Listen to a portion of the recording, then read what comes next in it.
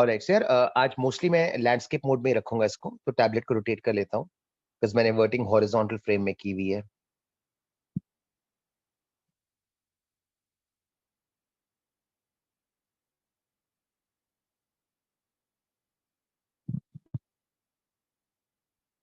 Alright, so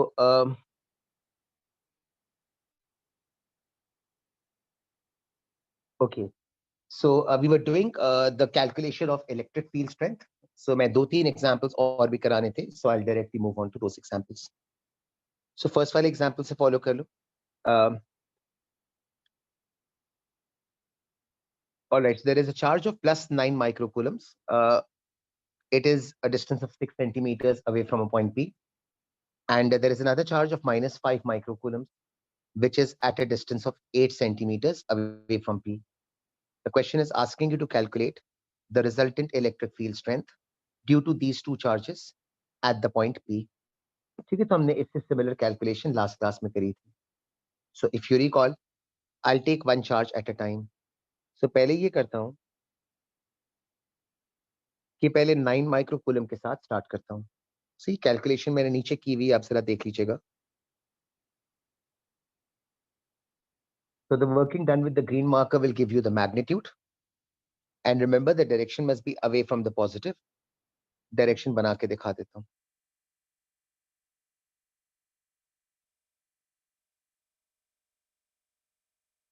So magnitude is the working done with the green marker. Direction is away from the positive. मैंने mark कर दिया। सही, तो magnitude का result आ गया और डायरेक्शन का भी रिजल्ट आ गया। अब let's move on to the other charge. कुछ रिपीट करना हो तो प्लीज अनम्यूट करके पूछ लेना।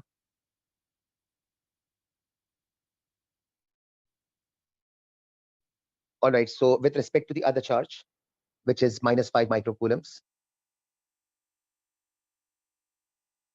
the working for the magnitude is done. Check कर लीजिएगा।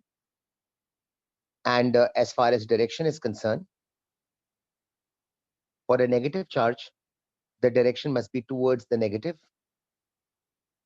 So towards the negative का मतलब है डायरेक्शन में डायग्राम पे मार्क कर रहा हूँ। ठीक है, सो मैग्नीट्यूड की वर्किंग हो गई separately based on the formula. Formula मैंने टॉप पे लिखा है, हमने लास्ट क्लास में डिस्कस भी किया था। और direction must be towards the negative, that is shown with the blue arrow. अब आगे फर्दर प्रोसीड करते हैं। So since both arrows are pointing in the same direction,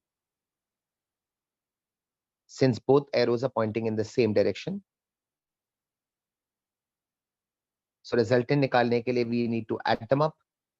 so addition का काम आप देख लीजिएगा, मैंने कर लिया है, टिक्स लगाता जा रहा हूँ, तो फाइनल आंसर आ जाएगा और फाइनल आंसर के साथ साथ उसका डायरेक्शन भी आ जाएगा। ठीक है, so we took one charge at a time, magnitude separately calculate किया, डायरेक्शन सेपरेटली कैलकुलेट किया, जैसे लास्ट क्लास में किया था। Then since both directions are pointing the same way, तो मैंने रिजल्टेंट निकालने के लिए दोनों को ऐड अप कर दिया। सही, मुझे जरा 3-4 लोग ओके कर दोगे कि यू फॉलोड दिस थ्रू, ताकि फिर मैं नेक्स्ट वाले एग्जांपल पे चला जाऊं। This was a pretty similar example to the one that we did in the last class, maybe you would recall that. ठीक है, अगला वाला एग्जांपल देखते जाइएगा। Thank you guys.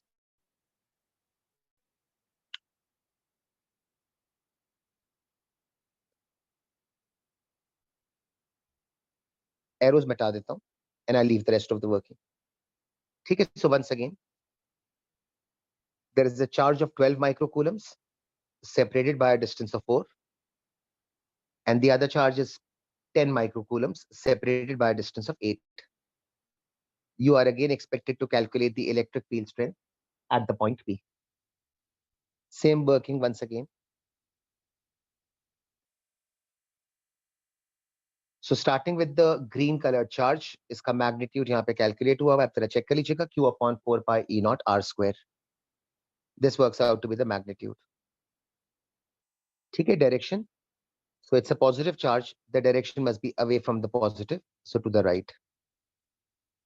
तो मैग्नीट्यूड की वर्किंग नीचे करी है, डायरेक्शन मैंने डायग्राम के ऊपर कंस्ट्रक्ट कर दिया है। Now moving on to the other charge. So the other charge 10 microcoulomb, that is, उसकी कैलकुलेशन यहाँ पे हुई हुई है। नंबर्स आप चेक कर लीजिएगा। मैग्नीट्यूड आ गया and since this charge is also positive, the direction must be away from the positive, तो ये बन जाएगा. ठीक है, अब रिजल्टेंट निकालना था. So in this scenario, the two arrows are pointing in the opposite directions. ठीक है, तो रिजल्टेंट के लिए मैंने वर्डिंग्स लिख दी है, वो आप चेक कर लीजिएगा. Since the directions are pointing opposite to each other, we need to subtract. So it's larger minus the smaller. Numbers देख लीजिएगा, मैंने subtraction कर ली है. Resultant आ जाएगा. And the direction of the resultant must be towards the larger value. In this case, to the right. So numbers please एक नजर देख लो. Resultant के अंदर we have done the subtraction, larger minus the smaller. Check कर लीजिएगा. And the direction must be towards the larger one, which in this case is to the right. मुझे जरा इसका भी ओके करते जाइएगा ताकि फिर मैं फर्दर आगे मूव करूं. जो टिक्स वगैरह लगा रहा हूं ना, बस वो मैं इरेज कर रहा हूं. बाकी I am leaving the essential working ताकि बाद में आप रिव्यू कर लो. ठीक है, नेक्स्ट एग्जांपल देखिएगा. This are all these various examples. जी नवाल, अभी एक सेकेंड ना ऊपर शिफ्ट कर देता हूं. So these are all those examples के जहाँ पे we are trying to work out the resultant electric field strength are due to multiple charges. तो पहले मैं scroll up कर दूं before I move on to the third one.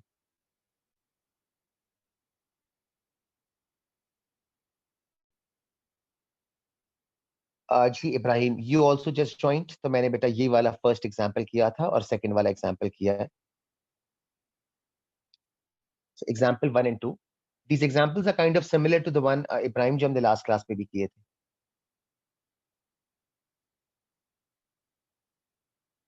All right. So मैं third वाले example पे move कर रहा हूँ. इब्राहिम first वाला आपने miss किया था. उसके बाद second वाला आपने miss किया था. The second one should be appearing in front of you right about now. ठीक है, अब third वाले पे move कर रहा हूँ.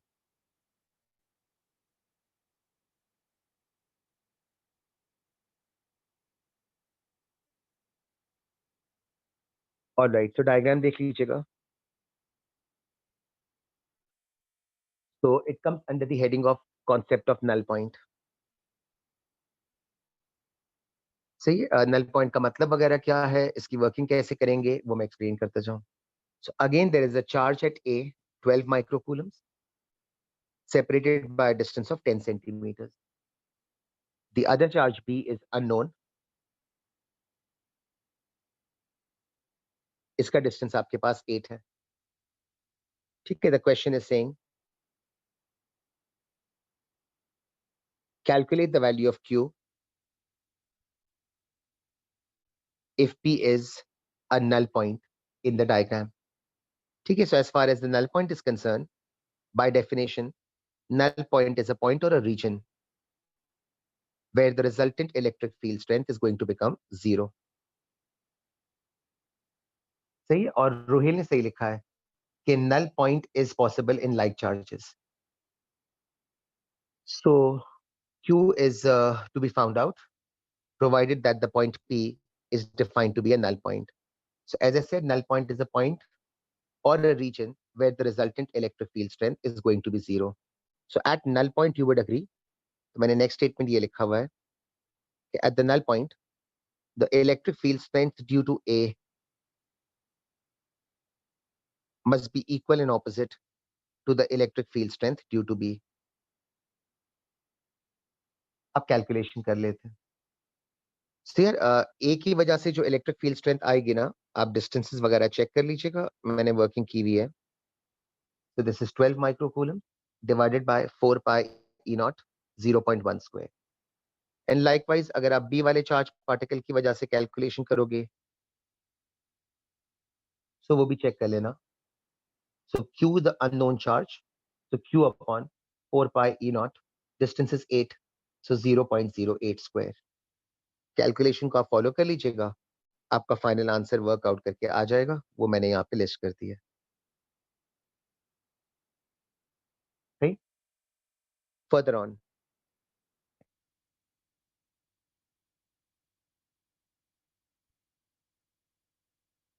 अब नेक्स्ट चीज ये डिस्कस करनी है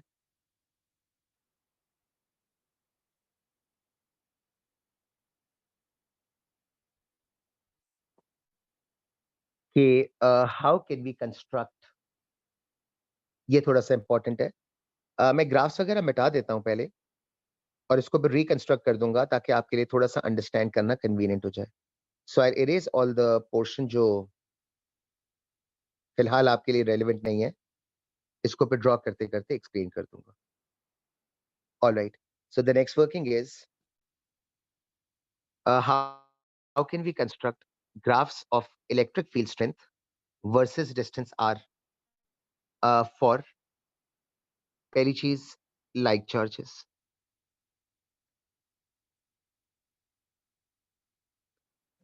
ठीक है, so if there are two like charges और अगर आपको electric field strength का ग्राफ बनाना हो, so how would the shape of the graph look like for electric field strength versus distance if there are two like charges positioned close to each other? पहले charges को देख लीजिएगा। On one side you can see कि मैंने एक alpha particle को रखा हुआ है, नाम पूरा लिख देता हूँ, एक सेकेंड दीजिएगा। आई थिंक सिंबल की कोई जरूरत नहीं है, प्रॉपर नाम लिख लेता हूँ। So on one side you have an alpha particle.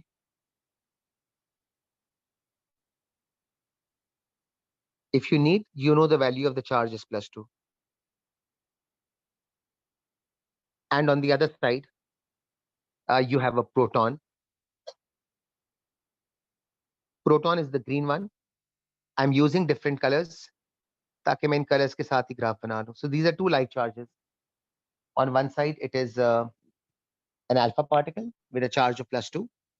दूसरी side पे proton, which has a positive charge. And we are trying to see how would the graph of electric field strength versus distance look like for these two like charges. Before I move on to the graph, from the formula you would agree कि electric field strength की relationship देखिएगा distance के साथ क्या बनती है, और मेरा ख्याल है इस बेसिस पे आप जस्टिफाई तो खुद ही कर लोगे कि since electric field strength is inversely proportional to are square, you would expect कि जो स्टैंडर्ड ग्राफ बनना चाहिए ना इनवर्स रिलेशनशिप की वजह से, this will be the shape of the graph. ठीक है, सो वी एक्चुअली नो कि ग्राफ का शेप क्या बनेगा। अब उस ग्राफ को इस डायग्राम के ऊपर कंस्ट्रक्ट करके देखते हैं।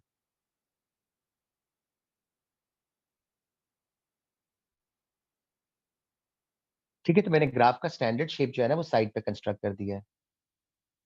सो यहाँ पर इसके ग्राफ की कंस्ट्रक्शन कैसे होगी, let's have a look at that. मैं अल्फा के लिए रेड से बना देता हूँ, प्रोटॉन के लिए ग्रीन से बना दूंगा।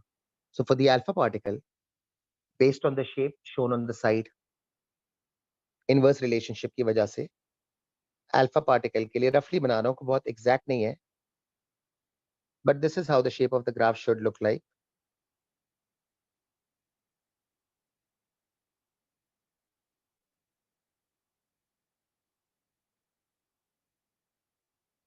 तो ये इसकी लेबलिंग कर देता हूँ। So this is the graph for electric field strength due to alpha, इस तरह से लिख लेता हूँ। ठीक है, ये पहला ग्राफ बन गया। The red graph is for the alpha particle as labelled. Now on the same scale अब मुझे प्रोटॉन के लिए भी ग्राफ बनाना है। सो प्रोटॉन के लिए ग्रीन से बना लेता हूँ। सो based on the same relationship proton का ग्राफ भी सेम होगा। देखिएगा मैं एग्जैक्टली सेम ग्राफ बना रहा हूँ with one difference, and the difference is कि मैंने अल्फा का graph above the x axis बनाया था, मैं प्रोटॉन के ग्राफ को बिलो द एक्स एक्सिस बना रहा हूँ। तो पहला क्वेश्चन दिमाग में यही आता है कि हाउ कम मैंने एक ग्राफ को ऊपर बनाया है और एक ग्राफ को नीचे बनाया है। शेप दोनों सेम है यहाँ, because they are both inverse proportional, but the difference is just the fact कि अल्फा के लिए the red coloured graph is above the axis और प्रोटॉन के लिए the green coloured graph which I am labelling right now is constructed below the axis. So why below, उसकी justification देख लेते हैं। इसको जस्टिफाई कैसे करना है ना, उसके लिए जरा डायग्राम को दोबारा देखिएगा। Let me mark a point P right in the middle and then recognize one thing. If I ask you what will be the direction of the electric field strength due to alpha at the point P, what will be the direction of the electric field strength due to alpha at the point P.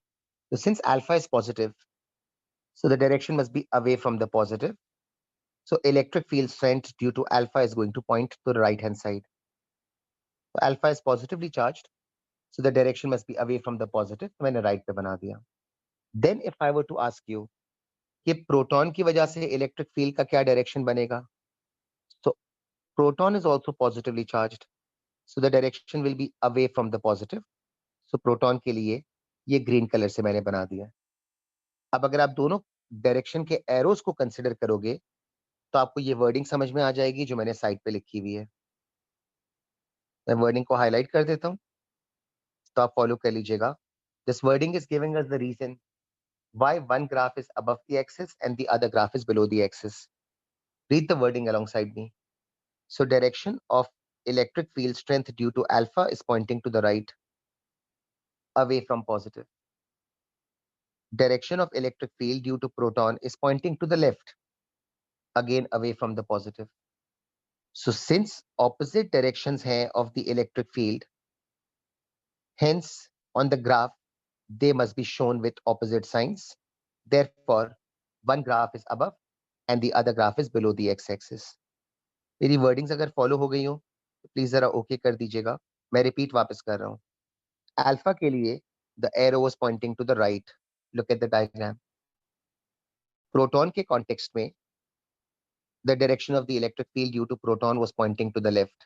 तो मैंने इसकी basis पे लिखा है statement that since electric field lines are pointing in the opposite directions, therefore the two graphs must have opposite signs. इसीलिए एक को above बनाया था, दूसरे वाले को below बना दिया था. सही? अब on the same diagram, if I were to ask you कि मुझे इन दोनों ग्राफ्स का रिजल्टेंट बनाना है, मैं रिजल्टेंट को मस्टर्ड कलर से बना देता हूं.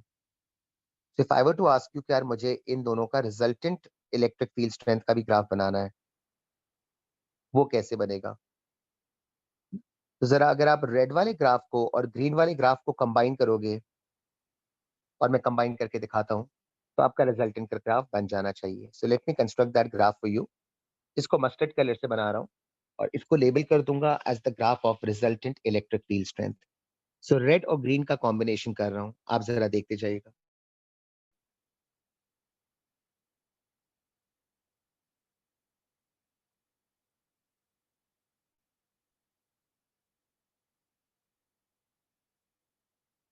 मैंने आधा ग्राफ बनाया है और जो पॉइंट मैं ब्लू वाले मार्कर से हाईलाइट कर रहा हूं, आप अग्री करेंगे this would be the null point.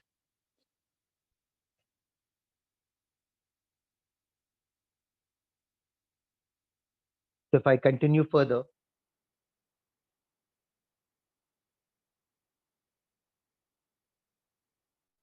so the graph shown with the mustard color marker, the final graph that I've constructed, which starts from the first quadrant, touches the x-axis, and then goes below the x-axis, which is the resultant of the red and the green. So that will be in the diagram isko label kar raha hu as ER, and the blue dot, sorry guys, and the blue dot which I've shown on the diagram, if I were to extrapolate that dot on my original diagram, then this point presumably can be classified as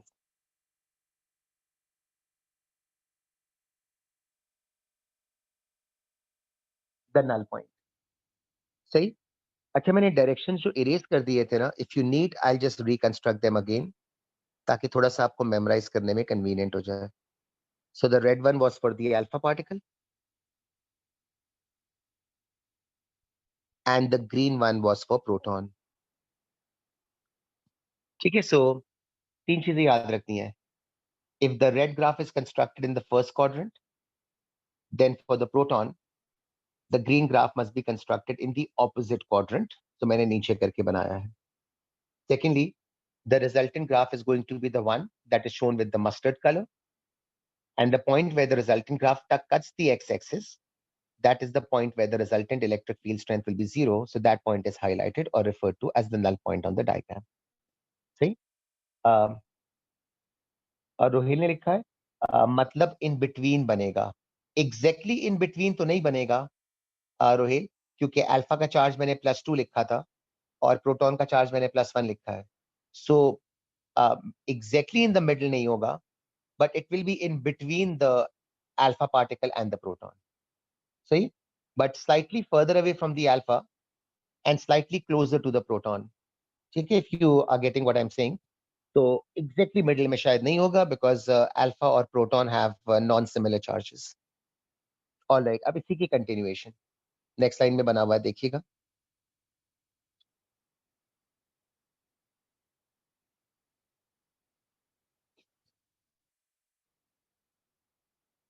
मैं graphs को erase करके reconstruct अभी कर दूंगा, but it is pretty much the same, but only this time we are dealing with unlike charges.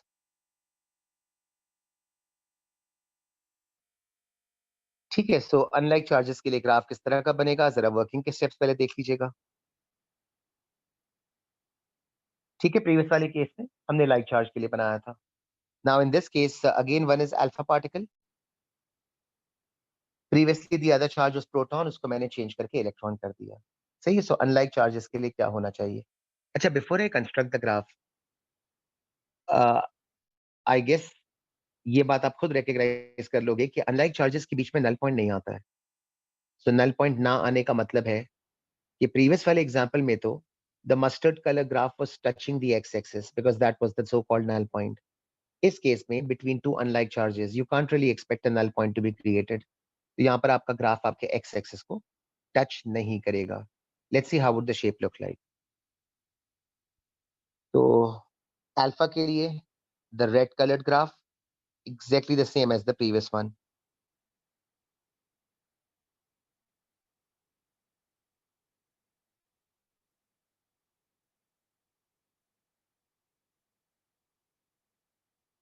Electron, which is a negative charge, अब उसके लिए बना रहा हूं with the green marker. अब नीचे नहीं बना रहा, अब I'm constructing the graph on the same axis.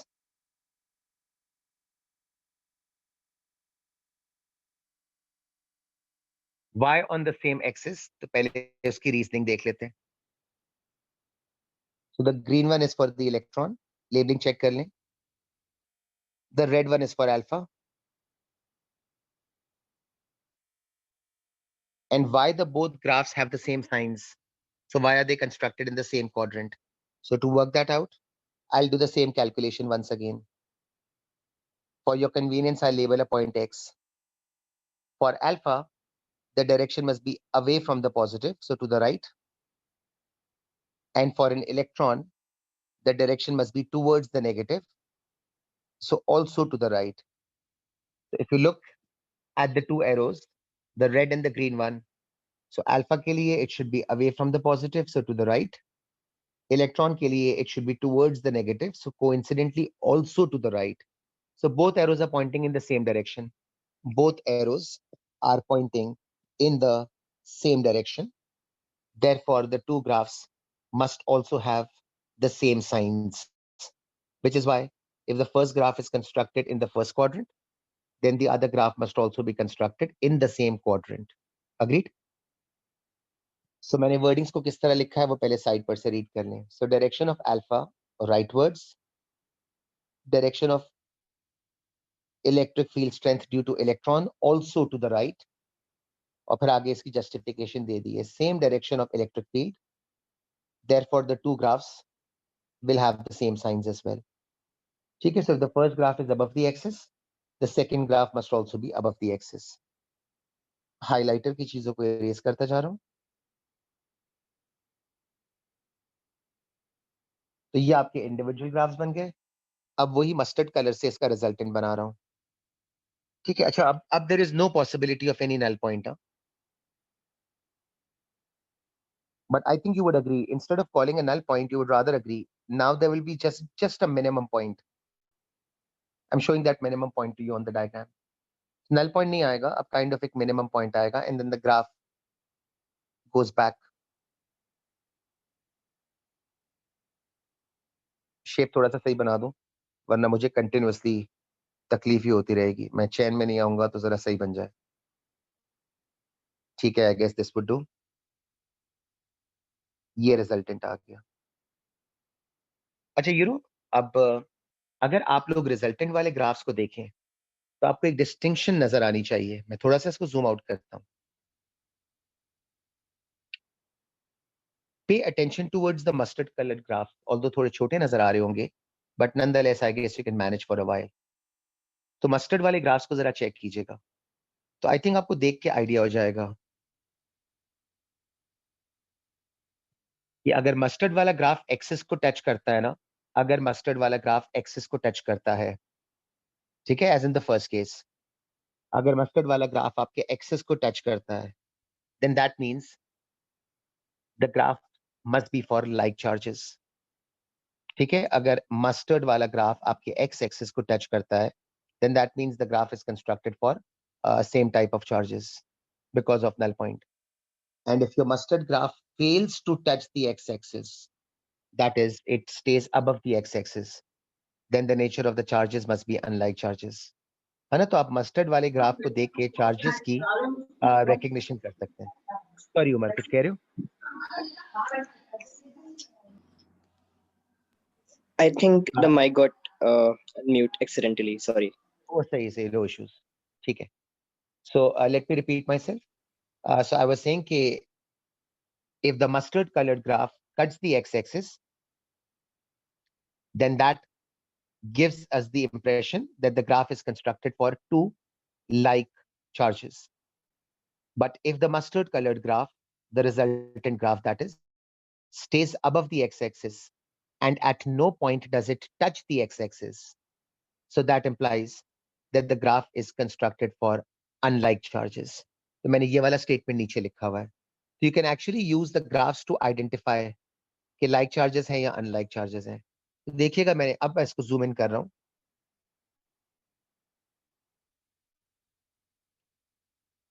सो बिल्कुल लास्ट वाला स्टेटमेंट आप रीड कर लीजिएगा।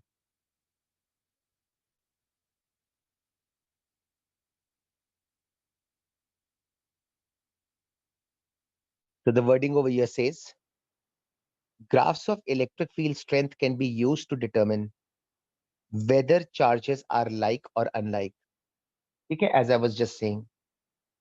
So for like charges, due to null point, the graph of resultant electric field strength will cut the x-axis. ठीक है, so if the graph of the electric field strength resultant, that is the mustard graph, cuts the x-axis, then the nature of charges must be like. For unlike charges, since there is no null point, the graph of resultant electric field strength will not cross the x-axis. मुझे जरा यहाँ तक okay कर दीजिएगा कि आप लोगों ने स्टेटमेंट्स और ग्राफ्स फॉलो कर लिए हैं, ताकि मैं फर्दर आगे प्रोसीड करूं। Quickly guys.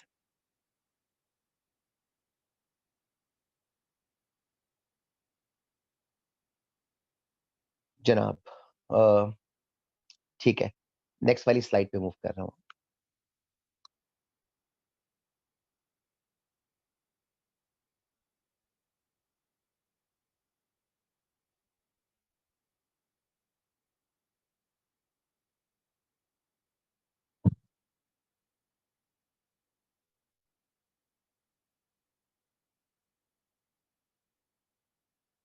मुझे एक सेकंड दीजिएगा ताकि जो पोर्शंस मुझे इरेज करने हैं ना, late me just quickly get through with them और फिर एक्सप्लेन कर देता हूँ।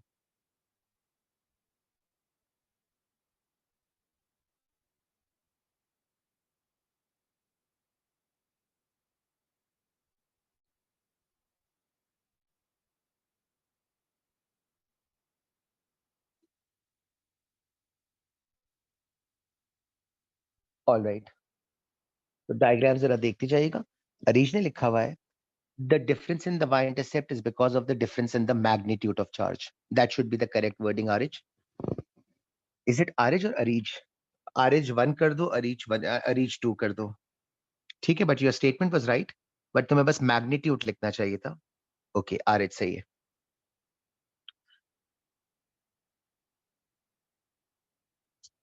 All right, so यार आगे proceed करते हैं। How can we calculate resultant electric field strength at the point P? ठीक है, so the question is asking us to work out the resultant electric field strength at the point P. पहले diagram understand कर लो। मैं mark करते जा रहा हूं, आप देख लीजिएगा. There is one charge labelled as plus Q, उसका डिस्टेंस आपको डी गिवन है, ठीक है. Second charge Q, third charge also Q, all of them are positive. अच्छा, all of the distances forming a square are identical, तो all distances are D. P वाला point आपको given है. You are expected कि आपको P वाले point पे electric field strength का रिजल्टेंट निकालना है. तो ये सब यहाँ पे 3 चार्जेस हैं और तीनों का कंबाइंड रिजल्टेंट निकालना है. थोड़ा सा लेंथी काम हो जाएगा क्योंकि 3 चार्जेस है ना, तो जरा वर्किंग स्टेप वाइज देखते जाइएगा. मैं पहला काम ये करता हूँ कि मैं हर चार्ज को एक सेपरेट कलर से आइडेंटिफाई कर दूंगा, तो आपके लिए फॉलो करना आसान हो जाएगा. Let me give you an example. I start with one charge at a time. आप देखते जाइएगा, कोई पॉइंट पूछना हो तो प्लीज मुझे बता दीजिएगा. Okay, I'll start with the charge which I'm showing you with the red marker. पहले इससे start लेते. Direction will be away from the positive. Direction मैंने mark कर दी है, please check कर लीजिएगा. And magnitude will be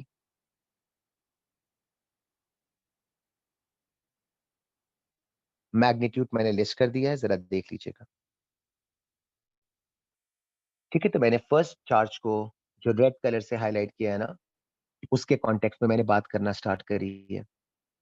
So ये direction must be away from the positive. Magnitude should be q upon 4 pi e naught r square. पहला काम हो गया. दूसरे वाले को किसी और कलर से रिप्रेजेंट करूंगा.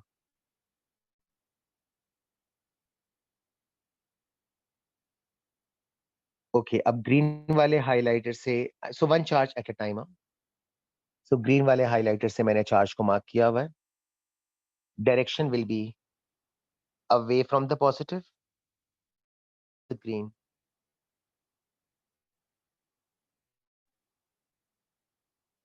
Magnitude will be q upon 4 pi e not.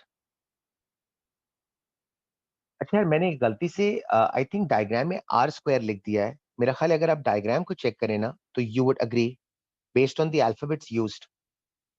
आप में से तो खैर किसी ने नोटिस नहीं किया, मैंने लेकिन खुद ही नोटिस कर दिया.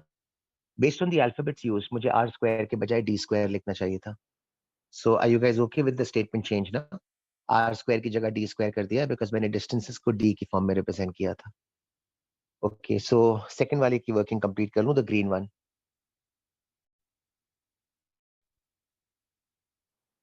ठीक है, तो मैंने दो चार्जेस के कॉन्टेक्स्ट में डायरेक्शंस भी मार्क कर ली है, दोनों के मैग्नीट्यूड्स भी लिख लिए है ना. अब तीसरा बच गया है, इसको मस्टर्ड कलर से शो कर देता हूँ.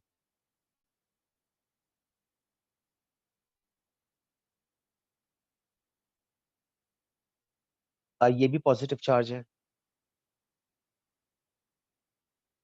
इसका डिस्टेंस पहले देख लीजिएगा. पाइथागोरस से आई बिलीव आप अग्री करेंगे कि पाइथागोरस थ्योरम के बेसिस पर इसके डिस्टेंस का आंसर आएगा अंडर रूट 2 टाइम्स डी. सो यार, गलती से आई थिंक रायान आपका माइक्रोफोन, आपका स्पीकर ऑन हो गया है, आप अनम्यूट हो गए हो, तो मुझे फीडबैक आ रहा है. ठीक है, थैंक यू बेटा. तो anyways I was saying the charge shown with the mustard colour है ना, पहले मैंने उसका डिस्टेंस डायग्राम पे मार्क कर दिया है. So based on Pythagoras theorem, if you are okay, distance आपका पाइथागोरस थ्योरम की बेसिस पे अंडर रूट 2 टाइम्स डी बन जाएगा. कोई नंबर मुझे रिपीट करना हो तो प्लीज पूछते जाइएगा. अब इसका भी डायरेक्शन मार्क कर लेता हूँ. Direction should B away from the positive. Mark कर रहा हूँ.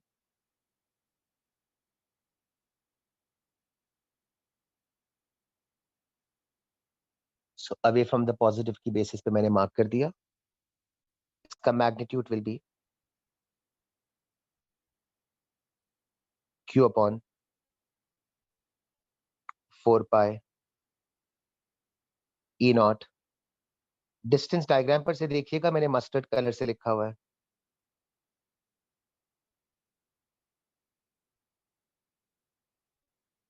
पहले मुझे यहां तक ओके कर दें कि आपने रेड वाले का डायरेक्शन मैग्नीट्यूड, ग्रीन वाले का डायरेक्शन मैग्नीट्यूड और मस्टर्ड वाले का डायरेक्शन मैग्नीट्यूड सब फॉलो कर लिया है, ताकि फिर मैं यहाँ से सेकंड स्टेप में कंटिन्यू करूँ. क्विकली यार, यहाँ तक देख लें. If you guys are okay, कोई नंबर रिपीट करना हो तो please do let me know, जल्दी प्लीज. ऑल राइट, अब मुझे यार इसका रिजल्टेंट निकालना है। ठीक है, सब रिजल्टेंट का काम 3-3 केसेस में कैसे करेंगे ना, जरा देख लीजिएगा। मैं पहला काम तो ये करता हूँ कि यार ये इतने लंबे चौड़े नंबर्स है ना कि इनको बहुत मुसीबत हो जाती है। तो मैं पहला काम ये करता हूँ कि मैं थोड़ा सा इसको स्क्रॉल अप कर रहा हूँ। आप एक चीज रीड कर लें कि मैंने अपनी कन्वीनियंस के लिए ये लिख दिया है कि मैं क्यू अपॉन 4 पाई E0 D² को, बिकॉज ये टर्म हर एक में कॉमन आ रहा है, सो बजाय इसके कि मैं हर दफा ये पूरी कहानी लिखूं ना क्यू अपॉन 4 पाई E0 D², मैं इसको एक्स के अल्फाबेट से डिनोट कर दूंगा। ठीक है, तो मेरे लिए अब देखिएगा थोड़ा सा लिखने की कन्वीनियंस ज्यादा हो जाएगी। नॉट दैट कि आप भी करें, लेकिन आई एम श्योर आप भी अग्री करेंगे कि एक्स कर देने से वर्किंग थोड़ा सा आसान हो जाएगी। अब बनाता जा रहा हूँ, सब मुझे रिजल्टेंट निकालना है, साइड पे वर्किंग कर रहा हूँ।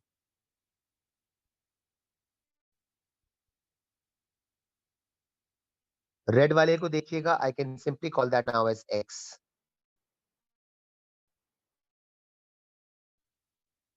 ग्रीन वाले को भी चेक कीजिएगा, I can simply call that as x.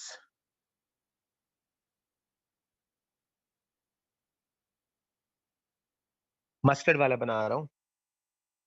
Can anybody suggest कि मस्टर्ड वाले को मैं एक्स की टर्म्स में लिखूंगा तो क्या बनेगा?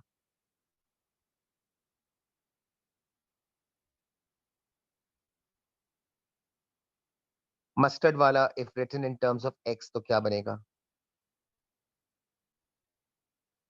देखो यार वैल्यू को और जरा जज करो कि अगर मैं इसको एक्स की टर्म्स में लिखूंगा तो क्या बनेगा। जरा कंपैरिजन करके देखो प्लीज जल्दी। How much will be the mustard value if expressed in terms of x?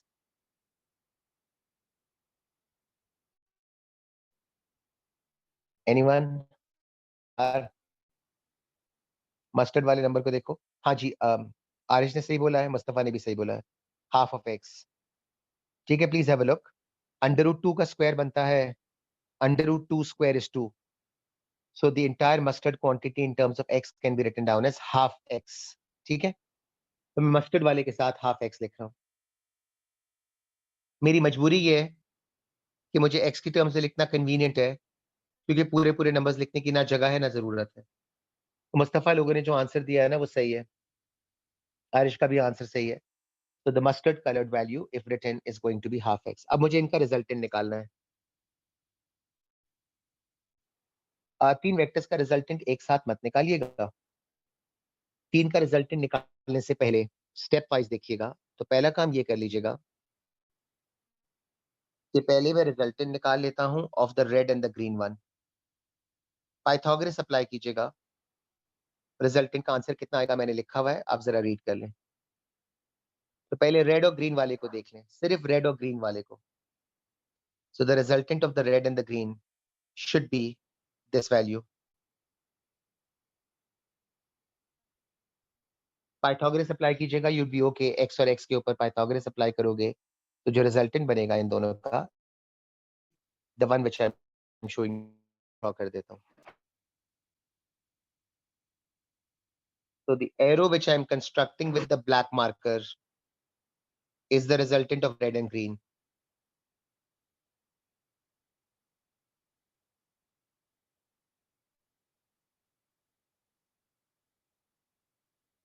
So red and green का resultant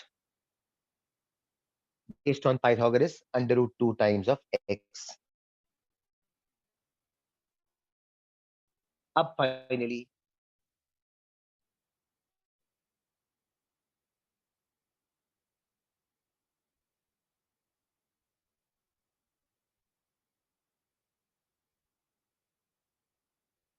तो फाइनल रिजल्टेंट के लिए रेड और ग्रीन का निकाल लिया, रेड और ग्रीन का आंसर आ गया √2x। फाइनल रिजल्टेंट लिखा हुआ है, प्लीज देख लीजिएगा।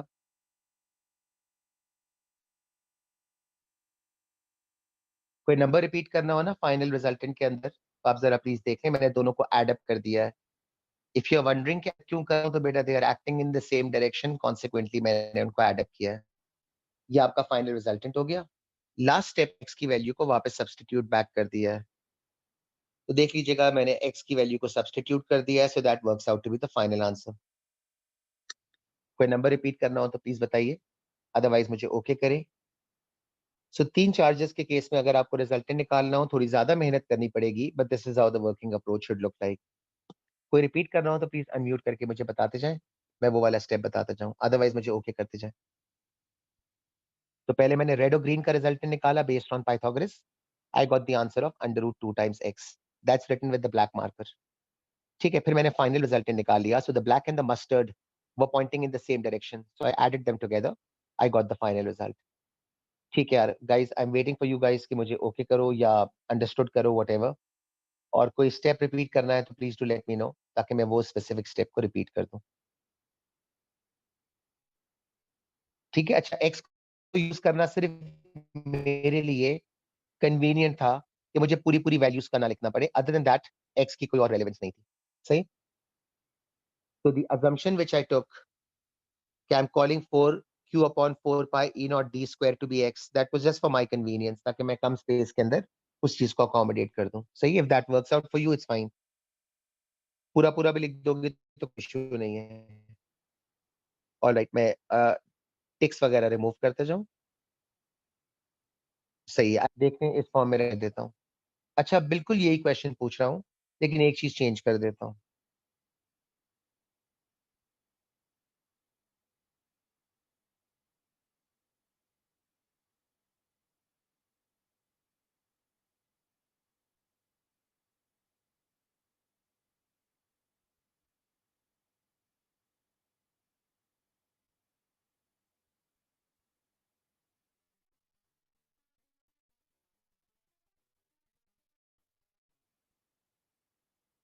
क्वेश्चन आप देख लो।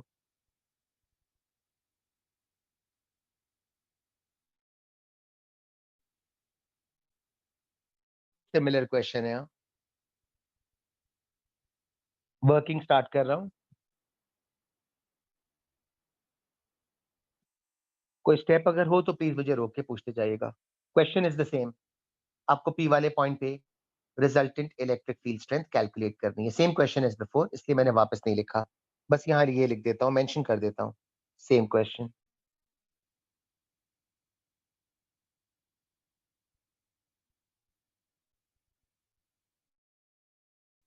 ठीक है, लेट्स सी। ओके, सो पहले रेड वाला charge.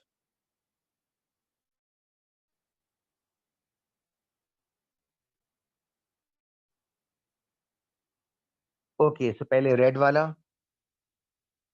Direction must be away from the positive,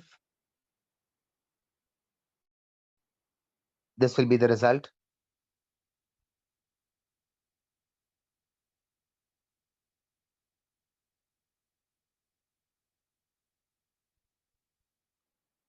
next green वाला, जैसे पहले किया था ना, उसी की रेपिटेशन कर रहा हूँ, और बस एक माइनर डिफरेंस आएगा, इसलिए जल्दी जल्दी कर रहा हूँ। Most of you should be able to establish के डिफरेंस क्या आएगा। Red and the green are absolutely unchanged. अब मस्टर्ड वाला,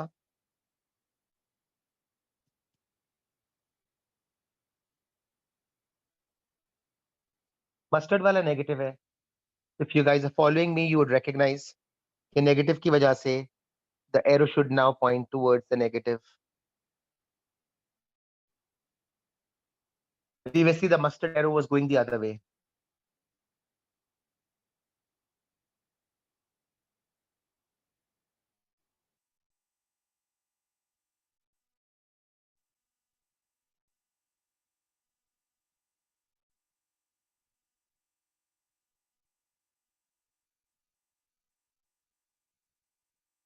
नंबर्स प्लीज देख लीजिएगा। मुझे जूम इन करना हो तो बता दीजिए, आपकी स्क्रीन पे काफी ब्लर तो आ रहा होगा। ठीक है, अब इसका साइड नोट पे डायग्राम बनाता हूं। Again I am using the same assumption as before.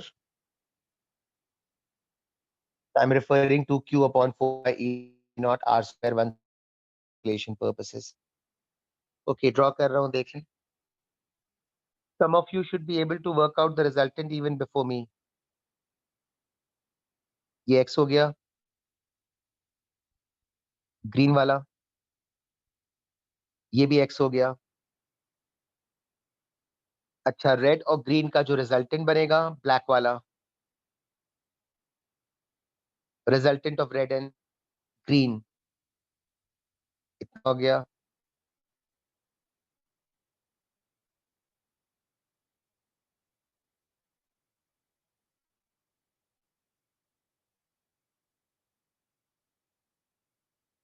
Mustard वाला ड्रॉ कर रहा हूं।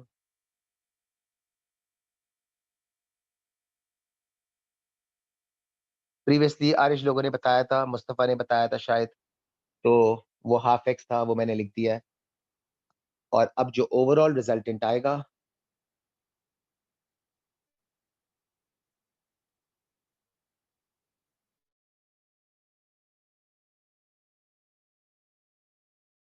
Poynting in the opposite direction.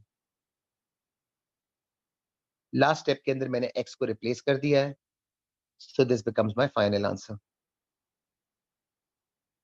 Okay कर देंगे? कोई स्टेप पूछना हो तो प्लीज बताते जाएं।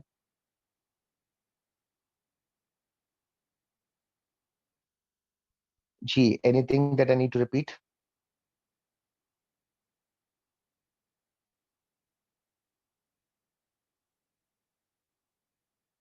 मेरी आवाज में एज इन लैग तो नहीं आ रहा ना, या ब्रेक तो नहीं हो रही ना?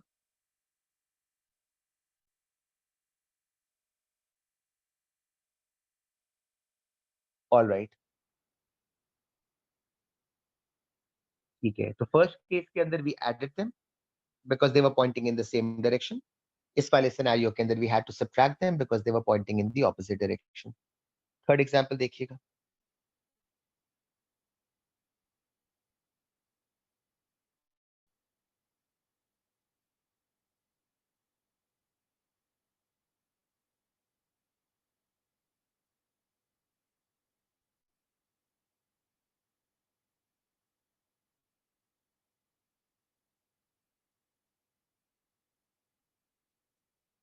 यार वैसे just a suggestion, if somebody misses out on a class, let's say आप में से कोई, and if somebody just looks at the notes, not the recording, तो क्या नोट्स में तकरीबन मैक्सिमम चीजें लिखी हुई होती हैं, या do I need to write more? या ये है कि if somebody looks at the notes they should be able to follow the working? क्योंकि मैं लिख लिख के बहुत थक जाता हूँ। तो और स्टाइलिश की जो वो है ना, ज्यादा लिखने की वजह से, आई एम श्योर बायो में तो शायद और भी ज्यादा लिखना पड़ता होगा, लेकिन वो जो स्टाइलिश की, क्या बोलते हैं यार उसको, the nib of the stylish, वो काफी जल्दी खराब हो जाती है बिकॉज वो मेरी आदत है प्रेस करके लिखने की।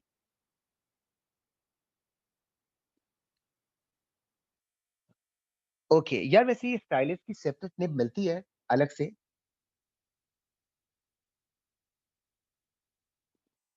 ओके, आवाज सुनना होती है, सही है। स्टाइलिश की सेपरेट निब्स मिलती हैं यहाँ पर कहीं? सिर्फ निब? Probably no. ओ सही है। ऑलराइट, थर्ड वाला डायग्राम देखो। अच्छा, अब सिर्फ दो चार्जेस हैं यहाँ। सो a positive charge on one side, distance is r, so this time it's an equilateral triangle. A negative charge on the other side, the distance is again r, so the distance is r all the way. One charge positive, one charge negative. Question same है, ठीक है। Working start करते जा रहा हूँ, देख लीजिएगा।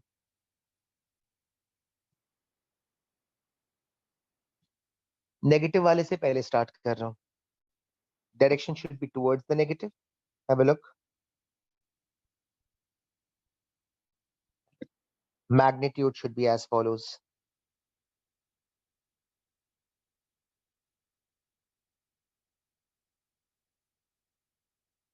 ये पहला काम हो गया। अम, दूसरे चार्ज को ग्रीन से शो कर रहा हूँ।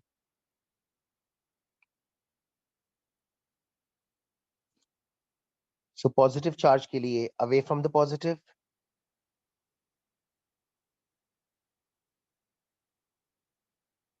and the magnitude will be as follows.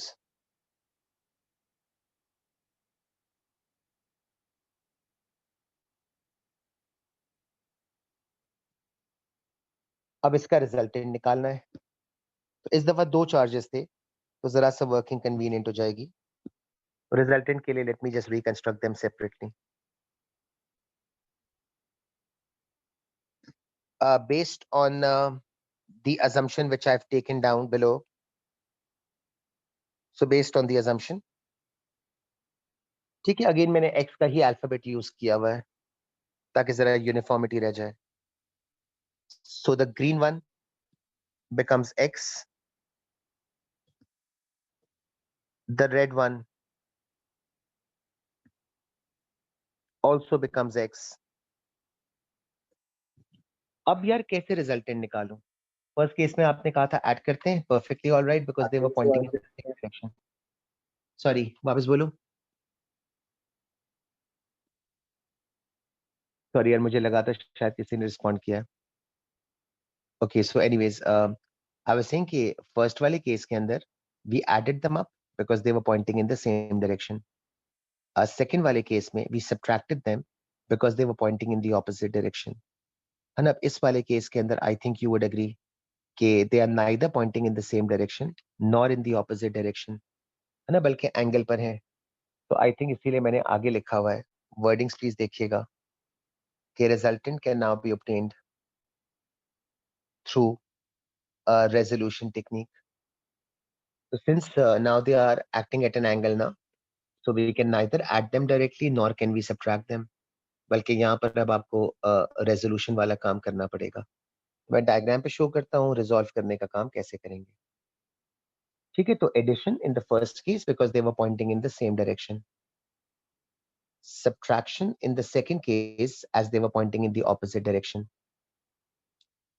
और रोहिल ने भी सही लिखा हुआ है। और इस वाले केस के अंदर I go with resolution. Resolution Rohil वैसे जल्दी हो जाएगा। और डायग्राम देखो क्यों। Angles are 60 because it's an equilateral triangle.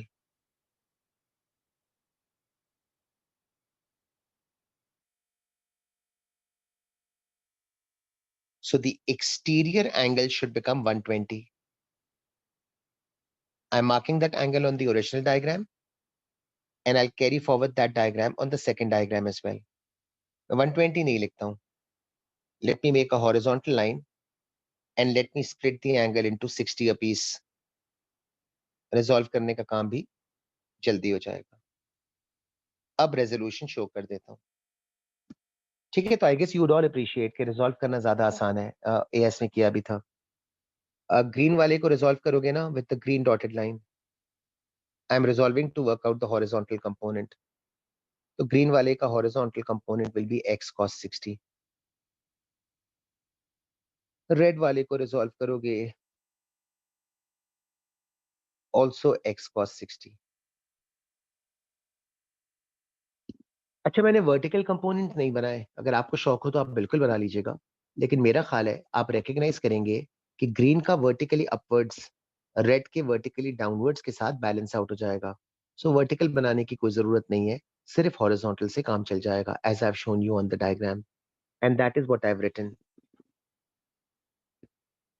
So x cos 60 the green one, x cos 60 the red one, add up करेंगे तो फाइनल आंसर x हो जाएगा और रिप्लेस कर देंगे तो आपका फाइनल आंसर आ जाएगा।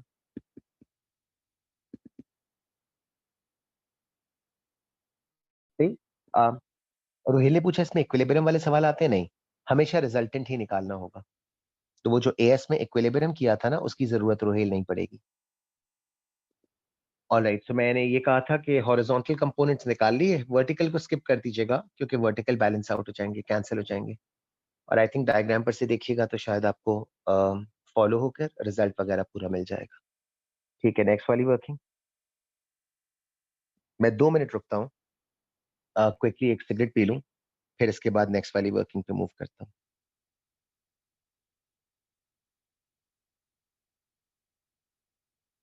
अच्छा यार, अब मुझे आई थिंक टैबलेट मोड की जरूरत नहीं है, तो मैं लैंडस्केप से शिफ्ट कर रहा हूँ for the next work. Why did you take x cos 62 times? Ibrahim वापस जा रहा हूँ। एक सेकेंड इब्राहिम, स्क्रीन पे तुम्हारे आ जाए पर एक्सप्लेन कर देता हूँ। इब्राहिम, जो ग्रीन वाला फोर्स है ना, उसकी रेजोल्यूशन को मैंने शो किया है with the green dotted line. That's the horizontal component for the green force. So the green dotted line is the horizontal component for the green wala force. Okay, and the red dotted line is the horizontal component for the red wala force. So Ibrahim, there were two forces, each of value x. So green wale ki resolution is the green dotted line, or beta red wale ki resolution is the red dotted line. So hence I was able to extract x cos 60 twice, and that is what I wrote. Got it ना? ठीक है guys, 5 minute का time दो मुझे, फिर मैं आगे कराता हूँ. इसको लैंडस्केप से शिफ्ट कर रहा हूँ. I don't need it. Excuse me यार.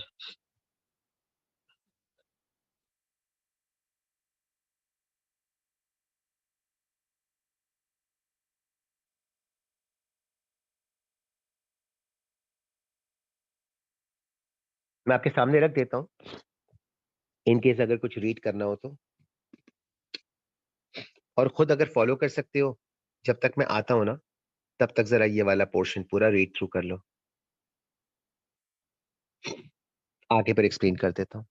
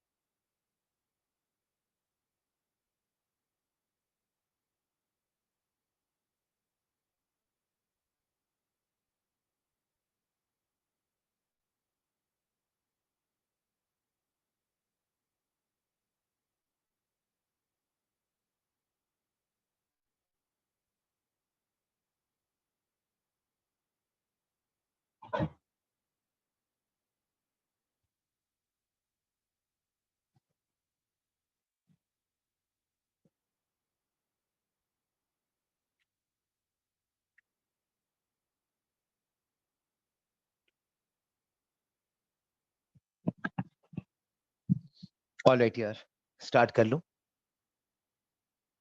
सो एज आई सेड, जरा इसको रीड कर लीजिएगा.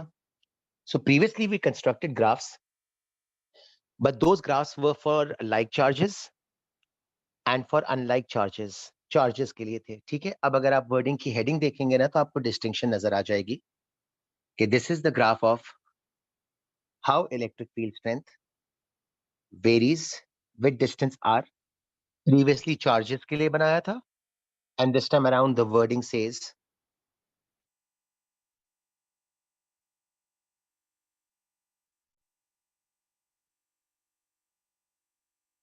for a hollow charged sphere. So I've shown a charged sphere, and you are supposed to construct the graph of how electric field strength varies with the distance r in case of a hollow charged sphere. Acha, first of all, can you recognize why have I placed the charges on the outside of the sphere? Why not on the inside? Inside का मतलब है charges को ऐसे भी बना सकता था. So any particular reason कि मैंने charges को अंदर क्यों नहीं बनाया? पहले let's come up with this question's answer. तो ग्राफ आपको मेरा ख्याल है समझ में खुद भी आ जाएगा. तो एनी सजेशन के क्यों मैंने चार्जेस को अंदर कंस्ट्रक्ट नहीं किया, rather I constructed the charges on the outside of the sphere. Like charges repel. और कोई reason Mustafa? Radially outwards, something which has got to do with the wordings written on the screen, something in relation with the statement written on the screen.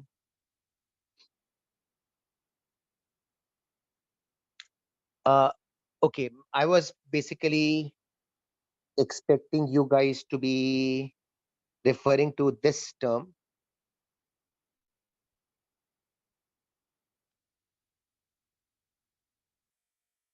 इसकी क्या significance है? So I think the wording should be something along these lines. This is what I was expecting. क्या अगर sphere is going to be hollow from the inside, तो hollow का मतलब है अंदर तो कुछ भी नहीं होगा, अंदर it's just going to be air. ठीक है, and you all know air is a poor conductor. So air को charge करना तो मुश्किल हो जाता है. So hollow sphere has an empty cavity inside, which means there is nothing other than air on the inside of the sphere. And since air is a good insulator, तो उसको charge करना मुश्किल होता है. ठीक है, so hollow का मतलब है कि अंदर आपके पास air होगी. Air is a good insulator or a poor conductor. Consequently, उसको charge करना या उसको charge reside करना मुश्किल हो जाएगा. And that is the reason why I placed the charges on the sphere rather than placing them on the inside of the sphere. ठीक है, एक चीज तो ये हो गई. अब ग्राफ देख लेते हैं. मेरा ख्याल है ग्राफ टू लार्ज एक्सटेंट आपने अंडरस्टैंड कर लिया होगा कि मैंने ग्राफ को दो सेक्शंस में बनाया है. One section is the red one. Let me just highlight this once again. एक रेड वाला है. Let's see if I can highlight it further. The red graph is right on the x axis.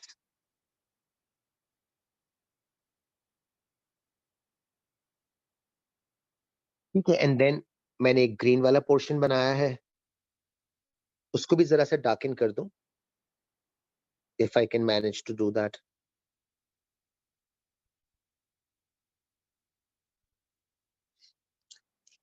सही है.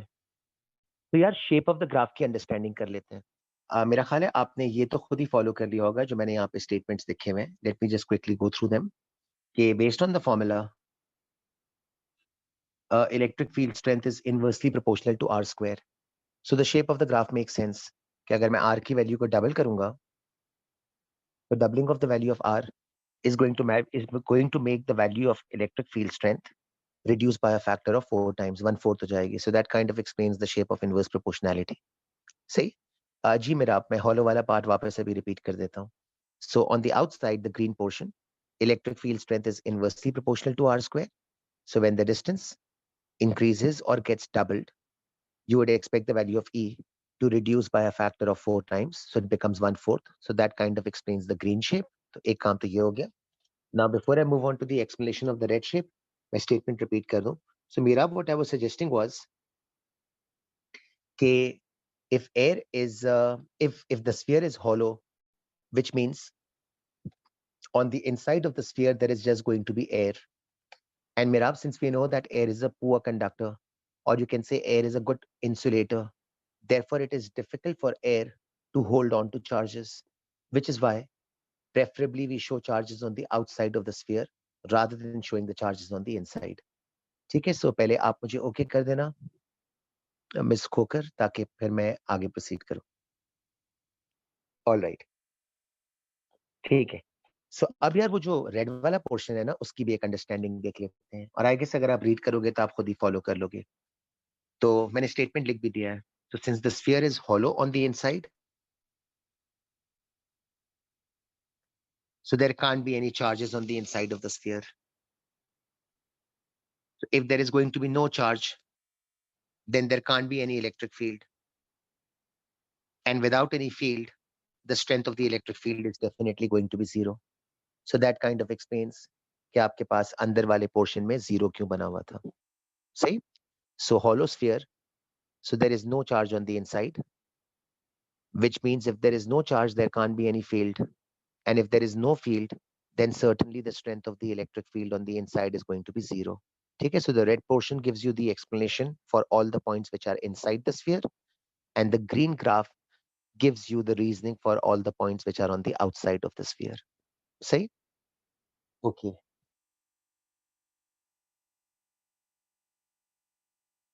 अब इसके साथ जो next चीज डिस्कस करनी है, so I leave the graph in the true form. और जो नेक्स्ट चीज डिस्कस करनी है,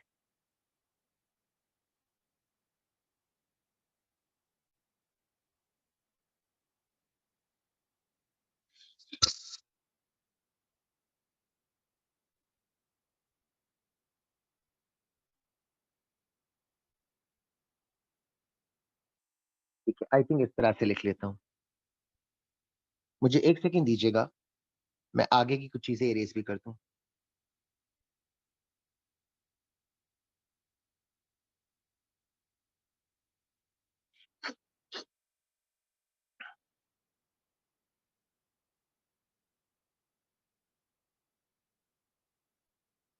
सही है. जितना आज वाली क्लास में हो जाएगा ना, वहां तक करा दूंगा. फिर जो रिमेनिंग पोर्शन बच जाएगा, I will continue on in the next class. So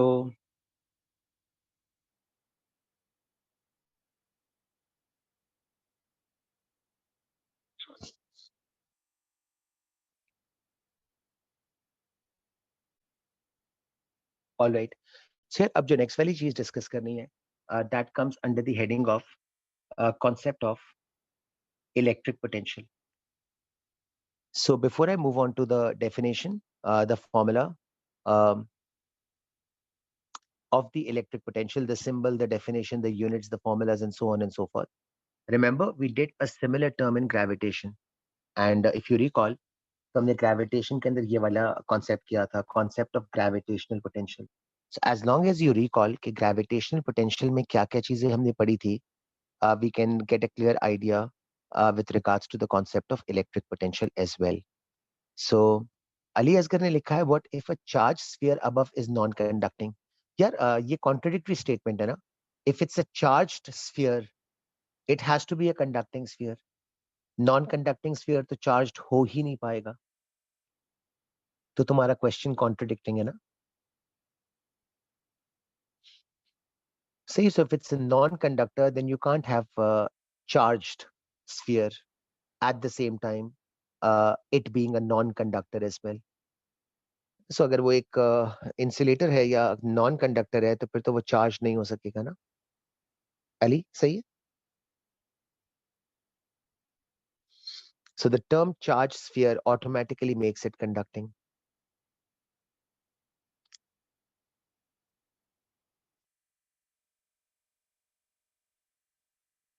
Okay, ठीक है. No issues यार. So यार ग्रेविटेशन पोटेंशियल के लिए फॉर्मूला लिखा था रोहिल ने, बट फॉर्मूले से पहले जरा क्विकली सिंबल्स वगैरह सब देख लेते हैं. ग्रेविटेशन पोटेंशियल का सिंबल था phi.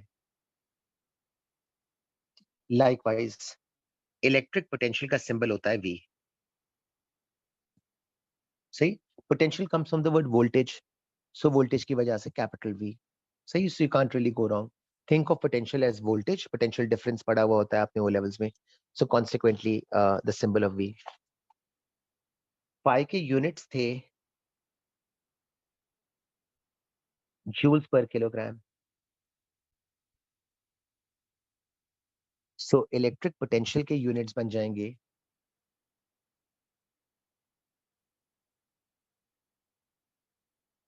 Joules per coulomb.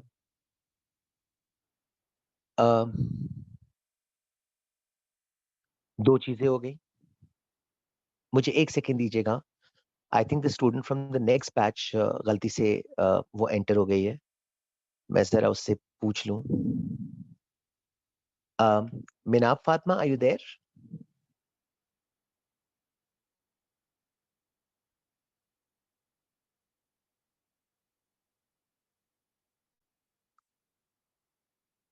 Meenab Fatma, have you joined?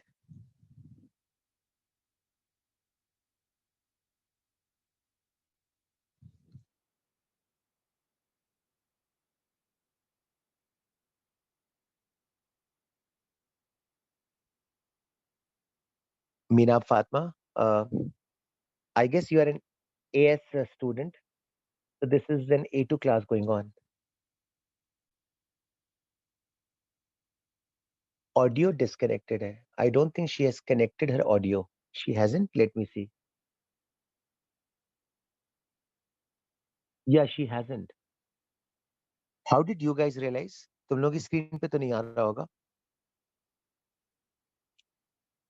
तुम लोगों को तो अपनी स्क्रीन को स्क्रॉल करता पड़ता होगा ना किसी स्टूडेंट का इंडिविजुअल स्टेटस देखने के लिए, आई बिलीव.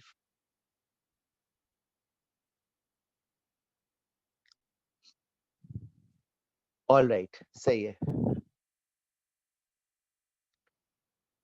ठीक है. Anyways, so as I was saying, gravitation potential is phi, electric potential will be V. Gravitation potential के units पर joules per kilogram, electric potential के लिए it is joules per coulomb. अच्छा, gravitation potential का formula हमने ये किया था, phi equals, रोहेल ने a while back फॉर्मूला लिखा था, but he forgot to plug in the minus sign. बाकी उसका फॉर्मूला सही था. So this was the formula.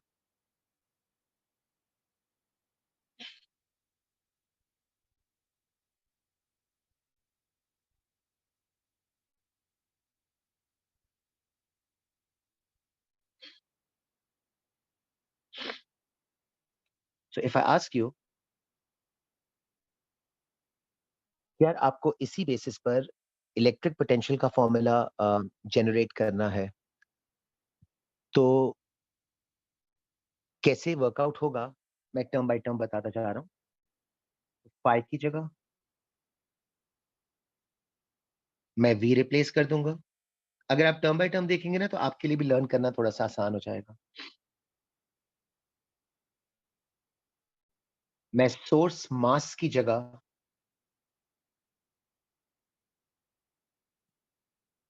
Source charge का टर्म इंक्लूड कर दूंगा, है ना. हर टर्म को रिप्लेस करता जा रहा हूँ.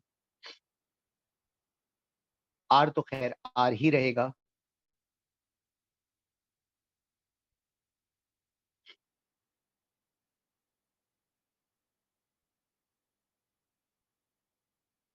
सो फाइव को चेंज करके वी कर दिया. अभी पूरा नहीं लिखा है, अभी कंप्लीट करता हूँ. सोर्स मास को चेंज करके सोर्स चार्ज कर दिया. डिस्टेंस आर को तो एज इट इज रहने दिया.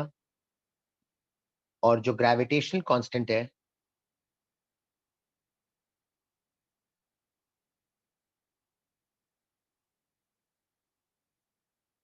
इसको रिप्लेस करके इलेक्ट्रोस्टैटिक कांस्टेंट लगा दूंगा. तो अगर प्रीवियस क्लासेस से आपको सूट करे, तो जो लास्ट क्लास में मैंने कहा था कि अगर आपको इलेक्ट्रोस्टैटिक कांस्टेंट के की फॉर्म में लिखना हो तो आपकी चॉइस है, आपका ये फॉर्मूला बन जाएगा. Although I wasn't that keen in writing down the value of k, so if you recall, मैंने k की जगह पूरी वैल्यू को सब्स्टिट्यूट करके लिखा हुआ था, which was this. तो अगर आपको k लिखना है तो आपकी चॉइस है, लेकिन अगर आप k को रिप्लेस कर दोगे,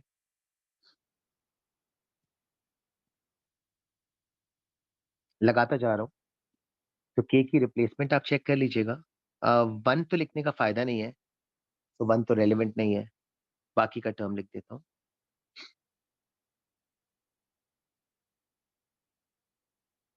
ठीक है. So basically this will become the formula for calculating electric potential. And since phi के साथ the sign was taken into account, तो मैं इलेक्ट्रिक पोटेंशियल के साथ भी ये स्टेटमेंट लिख देता हूं.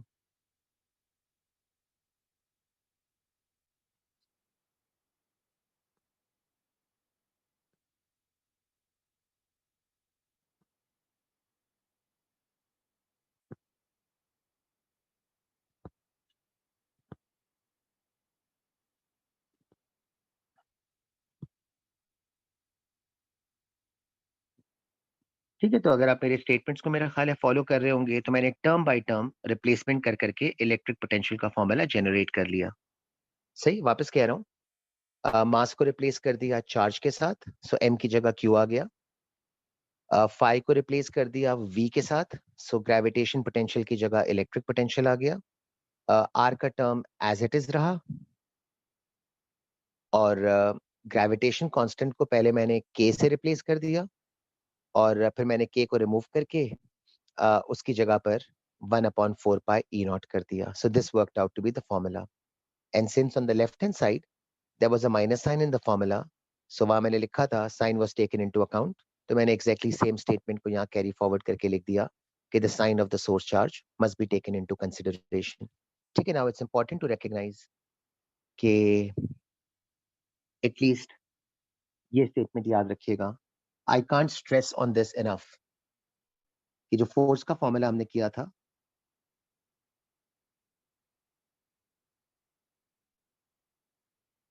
ये सिर्फ और सिर्फ मैग्नीट्यूड देता था, तो फोर्स के फॉर्मूले के अंदर sign was not considered.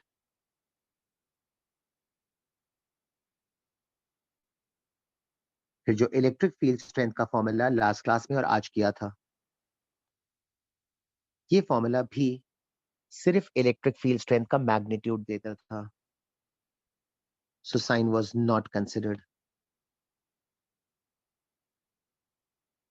But electric potential के अंदर जरा प्लीज हो सके तो कम से कम अगली क्लास तक याद रखिएगा कि the sign of the source charge must be taken into account. Ahmed ने पूछा है कि sir unit joules per coulomb क्यों होंगे? यार उसके जूल्स पर किलोग्राम थे, तो अगर तुम वहां से देखते हो तो अगर वो जूल्स पर किलोग्राम थे तो जाहिर है फिर बेटा अगर मास की जगह चार्ज आ जाएगा ग्रेविटेशन से, जब आप इलेक्ट्रोस्टैटिक्स में आओगे तो mass will be replaced by charge, तो चार्ज के यूनिट्स कूलम्स होते हैं ना, तो out there it was joules per kilogram because in gravitation we were dealing with masses, और यहाँ पे it should be joules per coulomb because electrostatics के अंदर we are dealing with charges. ठीक, ओके, ऑलराइट, ये सर्कल्स तो मिटा दूं। सो मैं जो लास्ट स्टेटमेंट कह रहा था वो ये था, ये फोर्स के अंदर signs were not taken into consideration, so force का formula just gives the magnitude. सही, इलेक्ट्रिक फील्ड स्ट्रेंथ के अंदर भी sign is not taken into consideration, so it just gives you the magnitude. But electric potential के अंदर, ठीक है, as per the wordings the sign of the source charge must be taken into account, which means कि अगर source charge positive हो तो plus लिखिएगा, और अगर सोर्स चार्ज नेगेटिव हो तो प्लीज माइनस भी लिखिएगा। नाउ मैंने यही वाला स्टेटमेंट नीचे भी लिखा हुआ है, सो बिफोर आई कंक्लूड ये लास्ट वाला स्टेटमेंट जरा रीड कर लेना। The negative sign in phi implies that signs were taken. G. Omar Raghav, electric potential is similar to the alternate term of voltage used in O levels. Okay, so the negative sign in phi implies that signs were taken into consideration while calculating gravitational potential. Hence, while calculating electric potential as well, the sign of the source charge will be taken into account. तो मैंने 2 दफा लिख दिया है ताकि कम से कम आप भूले नहीं। That means if they ask you कि आपको electric potential calculate करना है, तो जरा कैलकुलेशन देखिएगा बेस्ड ऑन द फॉर्मूला। बहुत सिंपल कैलकुलेशन है, but stress should be given that if the source charge is positive, तो remember to write down the plus sign in the answer. सही, numbers को जरा एक नजर आप चेक कर लो। ठीक है, सो इलेक्ट्रिक पोटेंशियल के लिए ये कैलकुलेशन हो गई। अच्छा, और सिमिलरली ये कैलकुलेशन पे स्टॉप करता हूँ, फिर नेक्स्ट क्लास में यहीं से आगे कंटिन्यू करूंगा। Similarly if the source charge is negative, if the source charge is negative, so do remember while calculations are done, the negative sign must be written in the formula. Okay, so that is what we mean by the statement that the sign of the source charge must be taken into consideration. है ना? अब this means कि potential का answer positive भी आ सकता है और negative भी आ सकता है। तो नेक्स्ट क्लास में मैं ये डिस्कस करूंगा कि पॉजिटिव आंसर क्या सिग्निफाई करेगा और नेगेटिव आंसर क्या सिग्निफाई करेगा। सो प्लीज मेरे ये लास्ट स्टेटमेंट जरा याद रख लें कि my working implies that the answer of electric potential can either be positive, which I'm underlining right now, or it can be negative, which I'm underlining right now. So next class में ये discuss करेंगे कि positive answer और negative answer की क्या significance होती है। सही। सो मैंने जिस पॉइंट पे स्टॉप किया है ना, मैं यहाँ पर एक हाईलाइट बना दूं।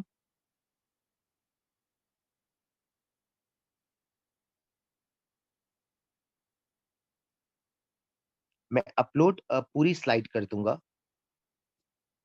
बस यहाँ मेंशन कर देता हूं।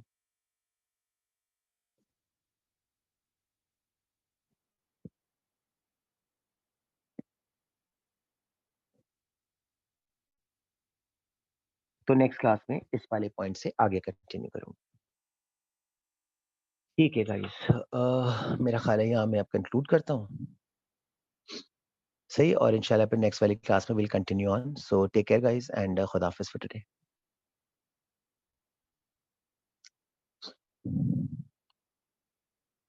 अल्लाह हाफिज बेटा।